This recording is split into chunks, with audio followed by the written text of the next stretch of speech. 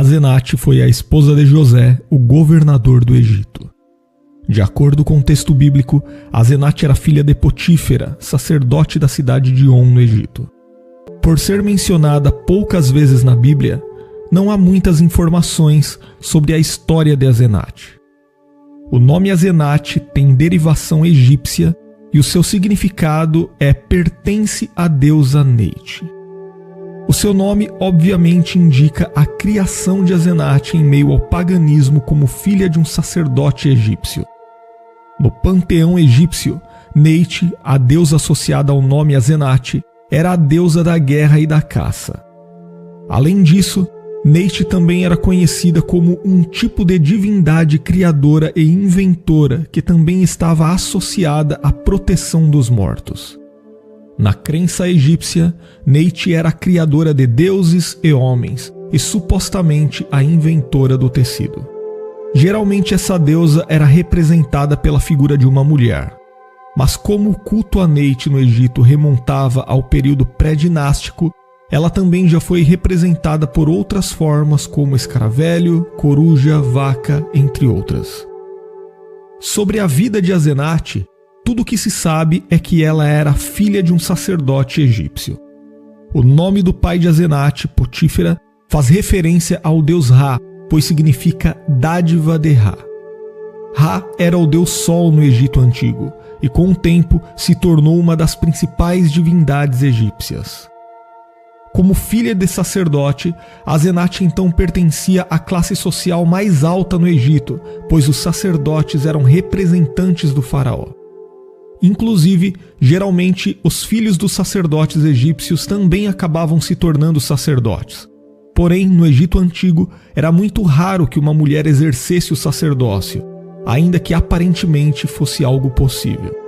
De qualquer forma, nada é dito no texto bíblico que indique que Asenate também exercia o sacerdócio.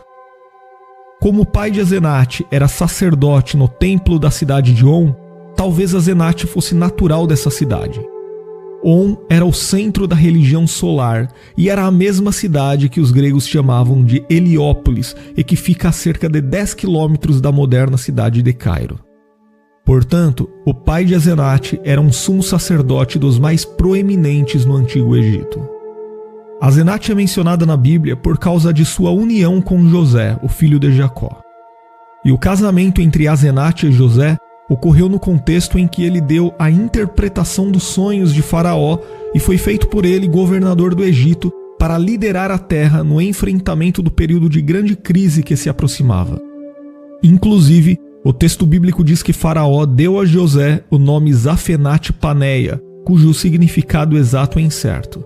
E em seguida, o texto também diz que Faraó foi quem deu Asenate por mulher a José. Mas não há qualquer detalhe sobre por que ou como Asenate foi escolhida por Faraó para ser dada como esposa a José. Naquele tempo, José tinha cerca de 30 anos de idade, conforme nós lemos em Gênesis capítulo 41 e versículo 46. E a menos que os registros bíblicos tenham omitido outros casamentos de José, ele teve apenas Asenate como esposa. A Bíblia também diz que durante os anos de fartura no Egito, Asenate deu à luz aos 2 filhos de José. O filho primogênito de José e Asenate foi chamado de Manassés, que significa aquele que faz esquecer. O próprio José explicou o significado do nome de seu primeiro filho quando declarou: Deus me fez esquecer de todos os meus trabalhos e de toda a casa de meu pai. O segundo filho de José e Asenate recebeu o nome Efraim. O significado desse nome transmite o sentido de ser próspero. E mais uma vez, José também explicou o significado desse nome em sua declaração: Deus me fez próspero na terra da minha aflição. Os 2 filhos de Asenate se tornaram ancestrais de tribos em Israel, pois Jacó acabou dando porção dupla de sua bênção a José. Inclusive, apesar de Efraim ter sido o filho mais novo de José, ele recebeu a bênção principal ao invés de seu irmão Manassés.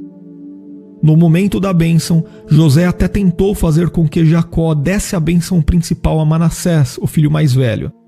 Mas Jacó lhe explicou que, embora Manassés se tornaria um povo numeroso, a descendência de Efraim seria ainda maior e mais importante.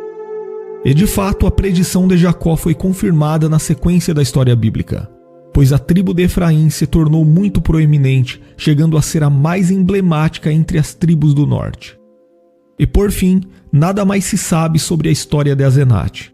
A Bíblia não traz qualquer informação sobre sua morte, mas é certo que ela viveu toda a sua vida no Egito ao lado de José.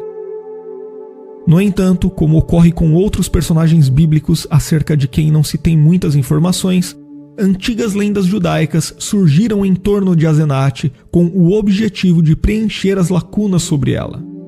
Sem dúvida, a informação de que um hebreu, filho de Jacó, neto de Isaac e bisneto de Abraão, pertencente à linhagem da aliança, tenha se casado com uma mulher que era filha de um dos mais importantes sacerdotes da religião egípcia daquele tempo, é algo que chama a atenção. E uma das lendas mais conhecidas nesse sentido sugere que Asenate supostamente renunciou à sua religião pagã quando se casou com José e acabou adotando o culto ao Deus de Israel. De fato, nós sabemos que a influência imediata de José no Egito foi muito grande, e não seria estranho que essa influência tenha impactado de alguma forma a vida religiosa de algumas pessoas, especialmente a de sua esposa. Mas de qualquer forma, não há como afirmar nada com exatidão nesse sentido. E para concluir, nós podemos terminar falando sobre o misterioso livro apócrifo intitulado José e Asenate. A obra apócrifa José e Asenate traz uma história romântica e um tanto quanto fantasiosa a respeito de como José e Asenate se conheceram e ficaram juntos.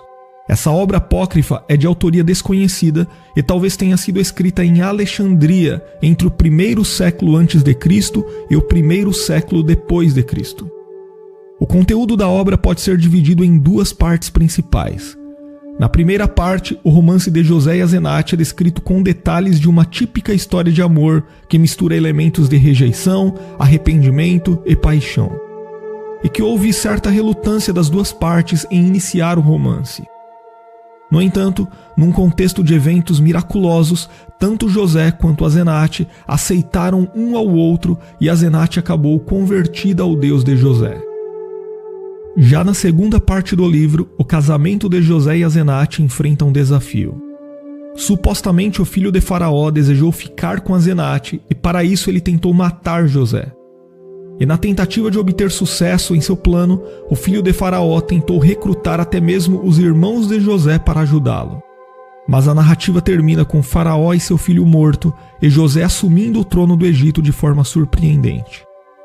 Mas apesar dos detalhes específicos, essa obra não passa de uma narrativa ficcional produzida no contexto da diáspora judaica no mundo helenizado.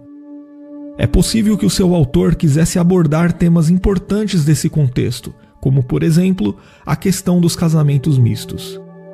Mas, de qualquer forma, jamais a lenda reproduzida por essa obra deve ser equiparada à confiabilidade do texto bíblico.